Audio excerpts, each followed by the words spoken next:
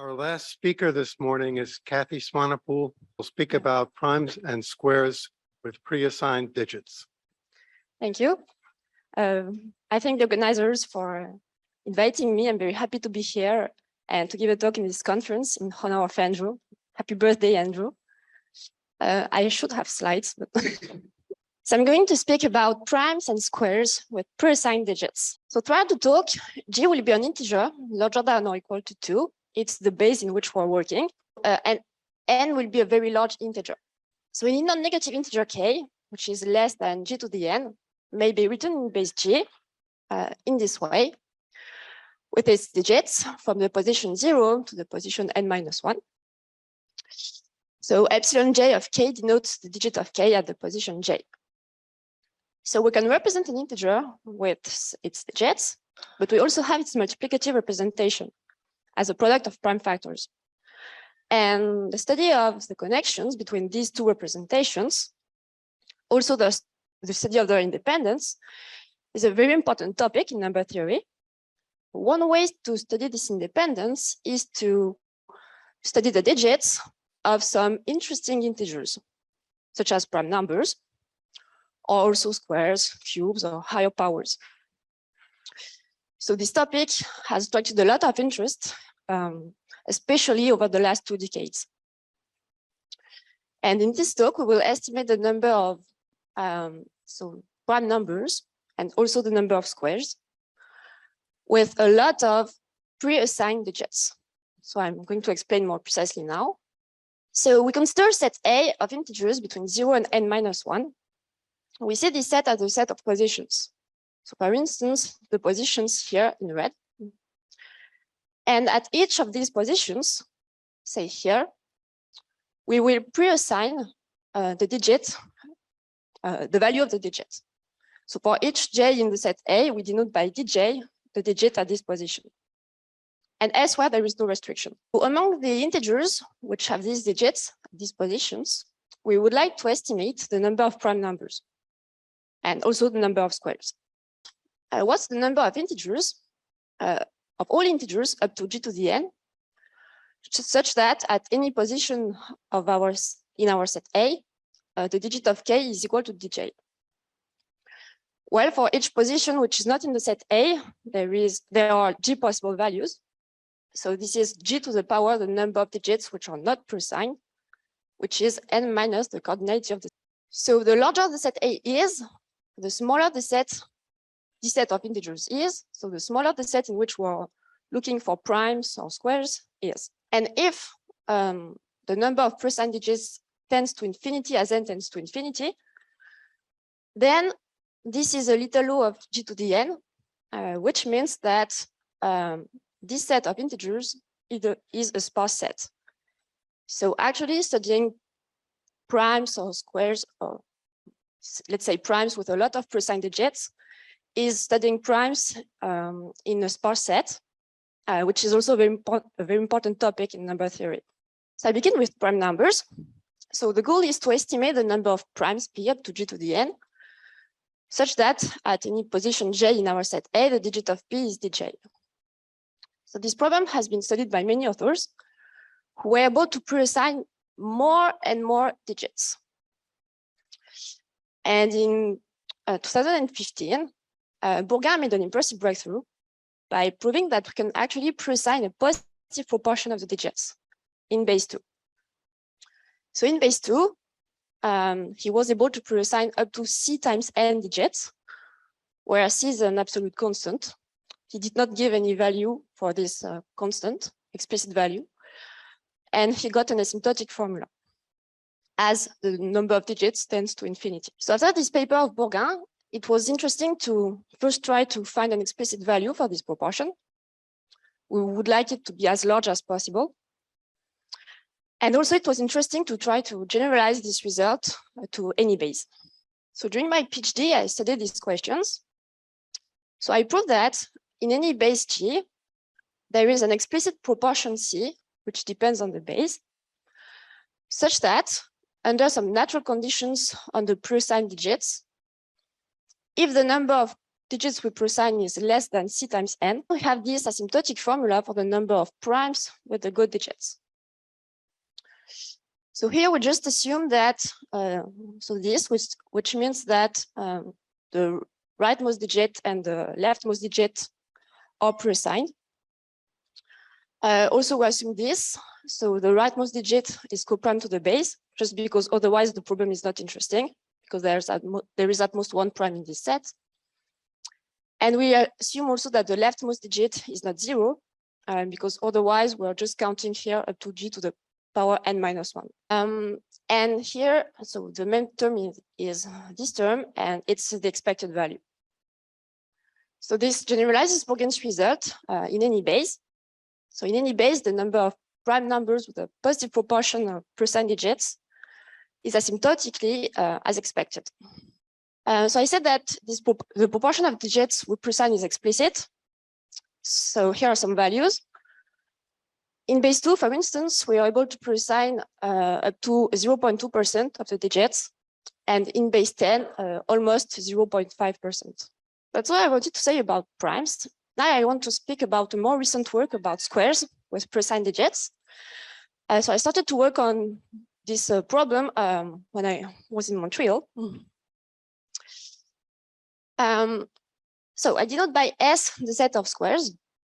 And so we would like to estimate the number of integers, which are squares, and which have the good digits.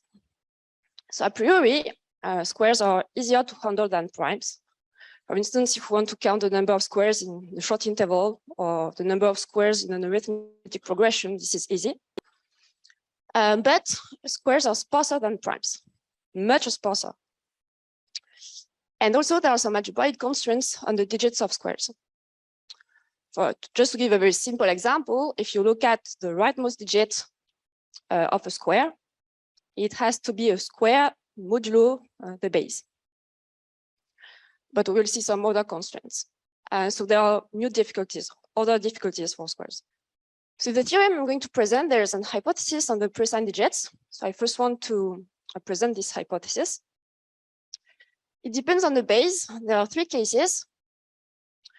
So in all cases, we assume that the rightmost digit is preassigned, and that its value is co-prime to the base.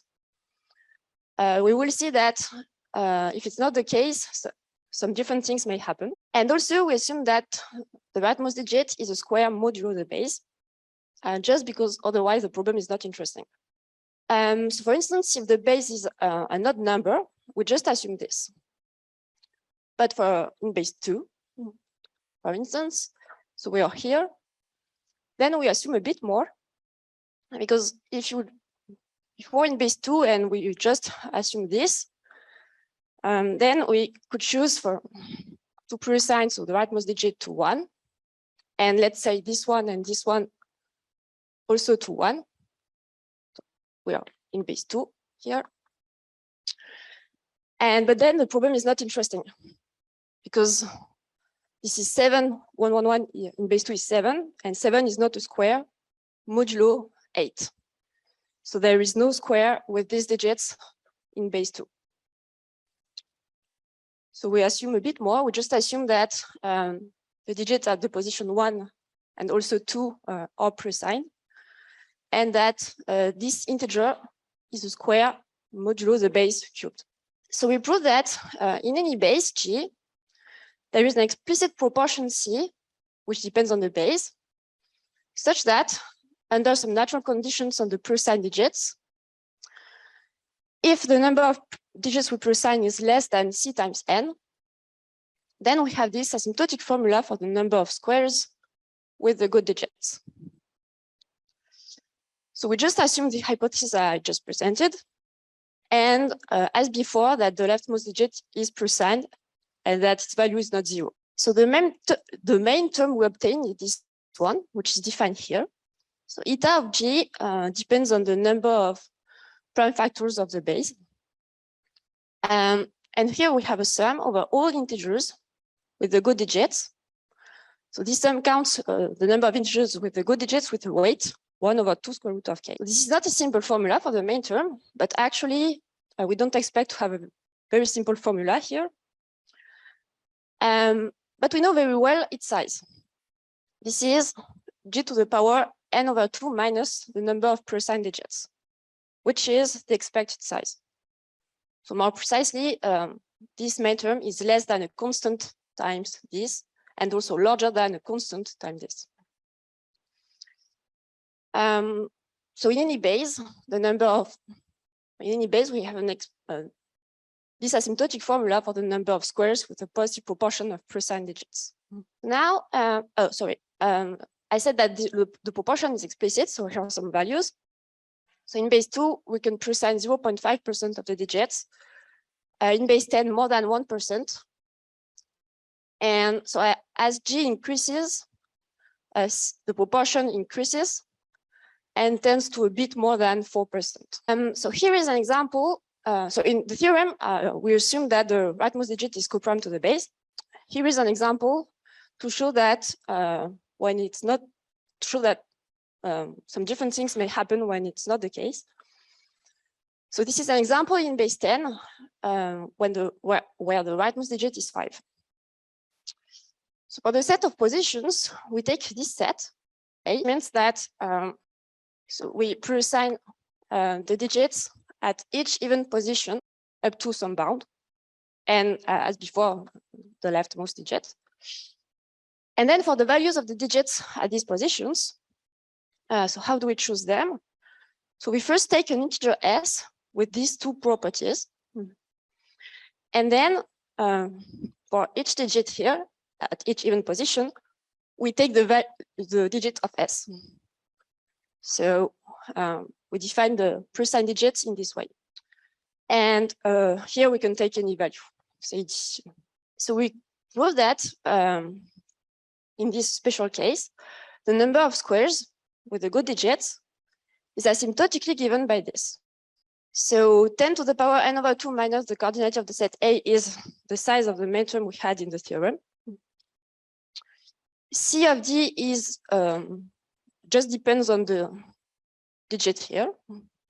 What is important is that we divide by 2 to the power the number of preassigned digits, which may be very large. So the number of squares with the good digits may be much smaller than what we obtain in the theorem.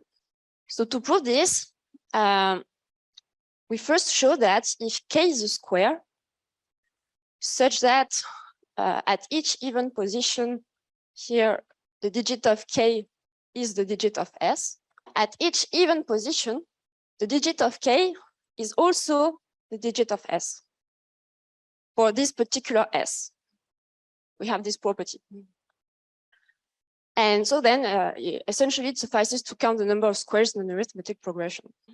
So now I'm going to give you some details about the proof of the theorem about squares. So I denote by S the set of squares. I denote by D of NAD the set of integers with the good digits. And capital N will be G to the power N. So this is the bound here. So with these notations, we want to estimate this sum, which counts the number of integers k with which are squares and which have the good digits. Yeah, and it suffices to sum over all k in this range because we have the leftmost digit is this digit. Okay. So our method mainly follows, at least at the beginning, the strategy introduced by Bourgain in his work about primes with preassigned digits. That I generalized it. So his work was for the base 2. So I generalized this work in any base. And here for square, there are some other difficulties. So we use the so-called method. So we first write the sum we want to estimate as this integral between 0 and 1 of a product of two exponential sums. S of alpha here, with here the indicator function of the squares, and R of alpha here with the indicator function of the integers with the good digits. So we know that S of alpha can be large only when alpha is close to rational with small denominator. We say that alpha is a major arc. And for R of alpha, it depends on how we preassign the digits. So I will define precisely the major and minor arcs, but what we expect is that the integral over the major arcs will give the main term and an error term, and the integral over the minor arcs should just give an error term. So before speaking about the contribution of the major and minor arcs, I want to say a few words about the Fourier transform of the indicator function of the integers which have the good digits. So as denoted by f, so f of alpha is this exponential sum over the integers with the good digits. So I divide by this factor just to normalize. So up to this factor, this is exactly the sum of alpha which appears in the integral we want to estimate. So of course, its properties are very important. So as in many problems about digits, we will take advantage of the formula that we obtain by writing k here in base g. So if we write k here in base g, and we write that the sum over all k with the good digits is the sum over all the possible values for the digits at the positions which are, so is the sum over all the possible values for the digits which are at the positions which are not in the set A, sorry. So we obtain exactly this formula. So for instance, in base 2, the absolute value of f is a product of cosine. And this is the formula is in a general base. This is a product of some quotients of sine. What we need about this Fourier transform is that is a very good upper bound for its L1 norm, and also a very good upper bound for some weighted average of f at over irreducible fractions a over q with q less than some bound. So obtaining such bounds is not very easy, because here we have a product over all j which are not in the set A, and we don't know anything on the set A itself. We just know that it is not too large. So we take advantage of this formula and of the fact that the set A, the number of percent digits, is not too large. So actually, we had already established such bounds to prove the result about primes. So here for squares, we can use again these bounds. But we also have to study new quantities which are related to this Fourier transform. I say a few words about this at the end. So we define here the major and minor arcs. So we first choose two parameters, b1 and b, which are both small powers of n. So first, for each irreducible fraction a over q with q less than b1, we define the major arc around a over q. So this is this small interval around a over q. So its size depends on the parameter b. And then I denote by m the union, the disjoint union of all these major arcs. And then the minor arcs are just the complement in the unit interval of the major arcs. So I begin with the contribution of the minor arcs. So we want to prove that this integral over the minor arcs is small enough. So first, R of alpha is so this factor times the Fourier transform. And to bound this, so we take the supremum of S of alpha over the minor arcs, and then we extend the integral to the unit interval, and we obtain exactly the L1 norm of F. So as I said, we have a very strong upper bound for this L1 norm here, so it is less than n to the power xi minus 1 log n, where xi tends to 0 as the proportion of digits we preassign tends to 0. So if the proportion of digits we preassign is very small, is small enough, then xi will be very close to 0. So the L1 norm will be very small. Of course, to bound the L1 norm, we could say that it is less than the L2 norm and compute exactly the L2 norm. But the L2 norm is too large, so this does not help us. So the fact that the L1 norm is very small and that we are able to prove it is crucial. And then to bound S of alpha over the minor arcs, so we first note that S of alpha is so the sum over all L of E of L squared alpha. And then we combine an estimate, classical estimate on Weyl sums, together with the fact that alpha is in the minor arc, to obtain this upper bound. And this suffices to show that the contribution of the minor arcs is an admissible error. Now for the major arcs, so we want to obtain an asymptotic formula for this integral over the major arcs.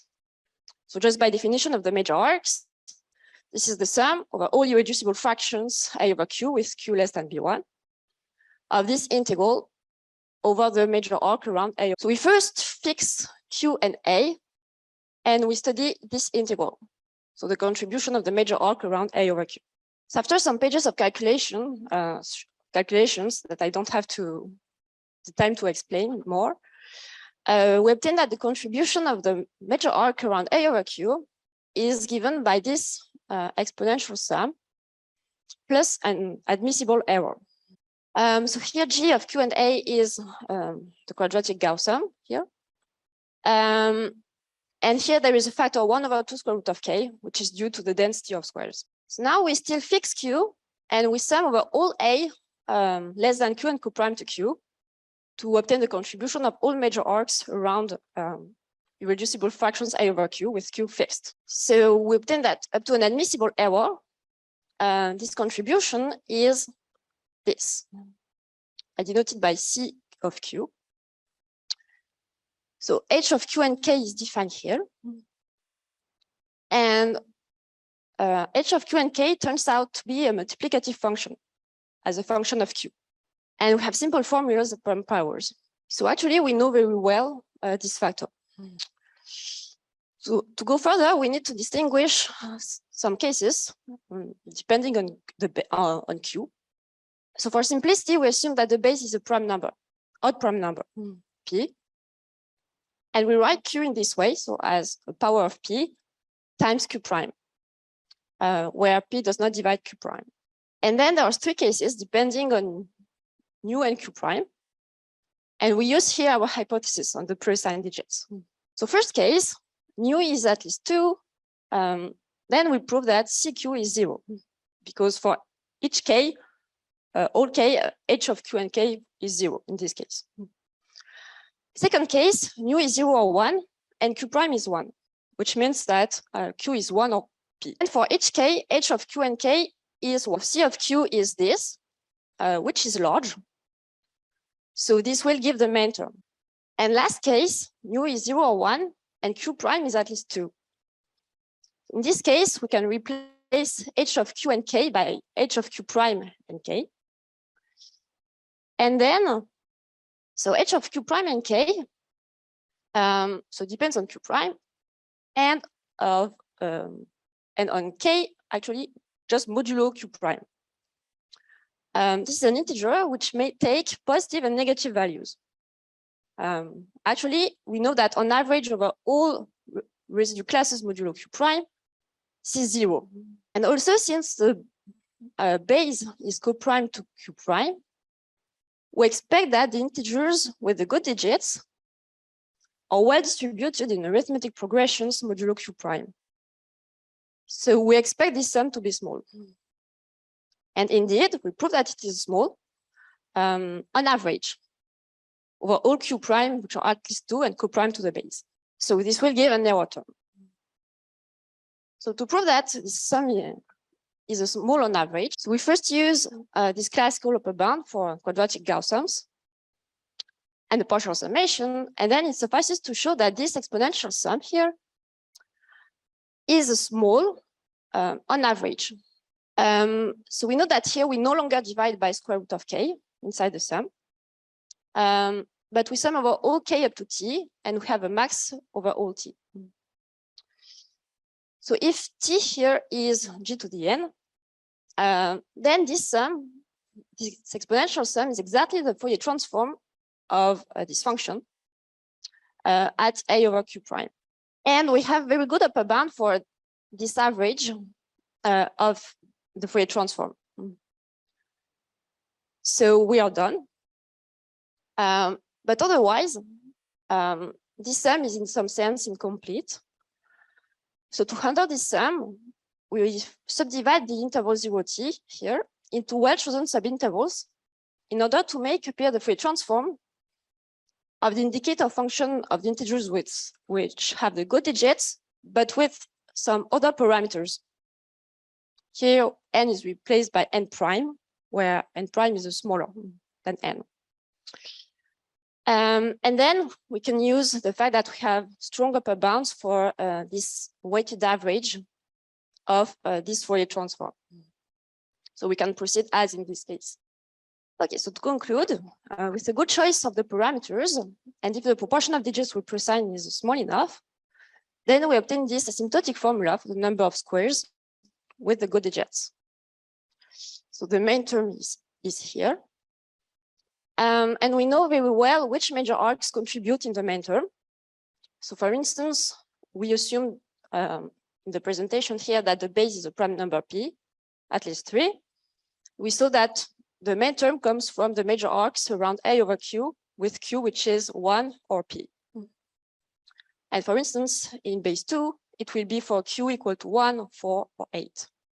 So in any base, we obtain an asymptotic formula for the number of primes and squares with a positive proportion of preassigned digits. And we give explicit values for the proportion of digits that this method allows us to preassign. So that's all I wanted to say. So thank you and happy birthday, everyone. Questions for Cathy? Other polynomials? Very good question. I haven't yet really took the time to think about higher powers. For sure, we get something for the minor arcs, but then I have to check that for the major arcs, it works again. That we can choose our parameters so that both the minor arcs and the major arcs are okay.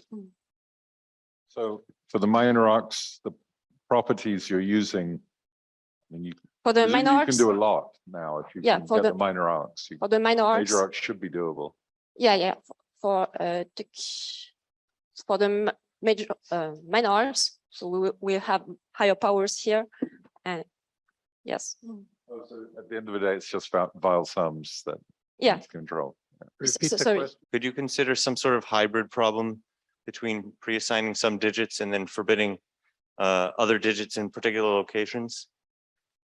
So sorry, other problems with preassigned digits and So there is another problem about considering, primes with forbidden digits. Without a, forbidden digits. and then could there be some hybrid problem where in particular locations you're forbidding digits as opposed to preassigning?